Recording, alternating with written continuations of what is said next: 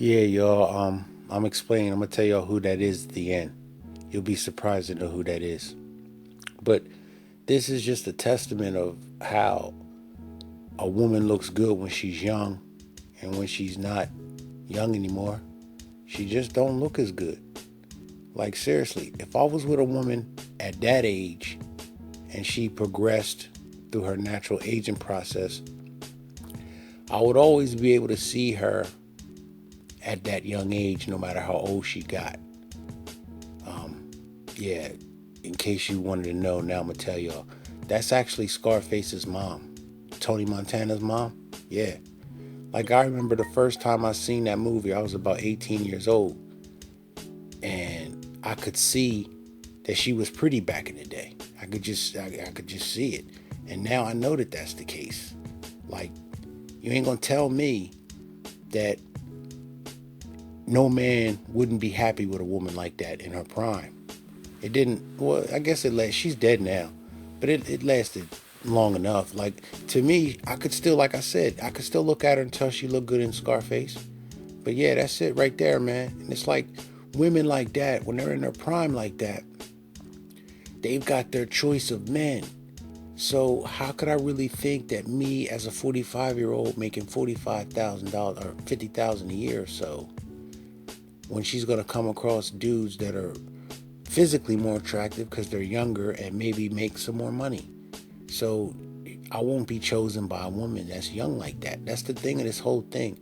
I have aged out of getting chicks like that in a consistent basis. You got to really hunt for women who don't have a problem with older dudes. Now, I have come across a couple girls who like the fact that I've got life experience and want that.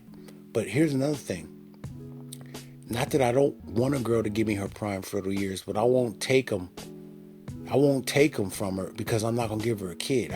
That would be really selfish on my part if I was to get with a younger woman and let her spend her prime fertile years on me and I don't give her a child. I don't think that would be fair, so I wouldn't want to do that.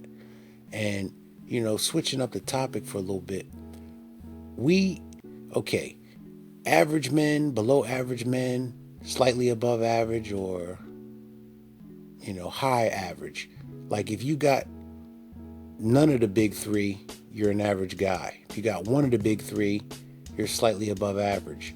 And if you're got two of the big three, meaning the six figures, six pack, and 6 feet in height, if you got two of that three, you're high average, but you're still average.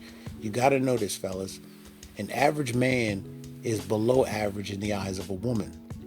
So all of us 80% dudes need to really make sure we don't go back to the plantation because we are these bitches fallback plan. Like when that chick, Scarface's mom, got old, she was looking for a beta male provider, a second choice kind of dude. So the point I'm making is, if we leave the plantation never to return, these women will really be at a loss because if they're fighting over 20% of the guys, when those guys are always going to have their pick of women and they're not going to choose any of them or choose most of them for the most part, so then they got to revert back to us 80%ers. And if we're like, yo, bitch, we ain't fucking with you. You wasn't trying to give us no ass when you look like you did before you made Scarface. We ain't fucking with you.